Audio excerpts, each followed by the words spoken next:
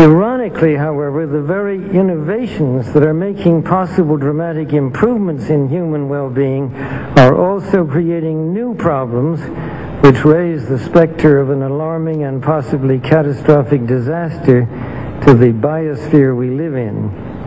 And herein lies the dilemma that we all face. Let me illustrate. Improved public health has caused the world's infant mortality rate to decline by 60% over the last 40 years. In the same period, the world's average life expectancy has increased from 46 years in 1950s to 63 years today. This is a development which, as individuals, we can only applaud. However, the result of these positive measures is a world population that has risen during the same short period of time geometrically to almost 6 billion people and could easily exceed 8 billion by the year 2020. The negative impact of population growth on all of our planetary ecosystems is becoming appallingly evident.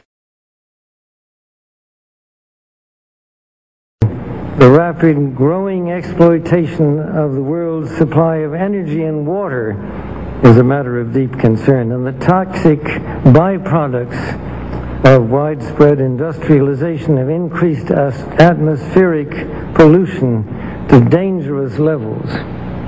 Unless nations will agree to work together to tackle these cross-border challenges posed by population growth, overconsumption of resources, and environmental degradation, the prospects for a decent life on our planet will be threatened. The recent UN meeting in Cairo is appropriately focused on one of these key issues, population growth. But the controversies which have erupted at the conference illustrate the problem of coming to grips with issues that are deeply divisive and which have a profound moral dimension.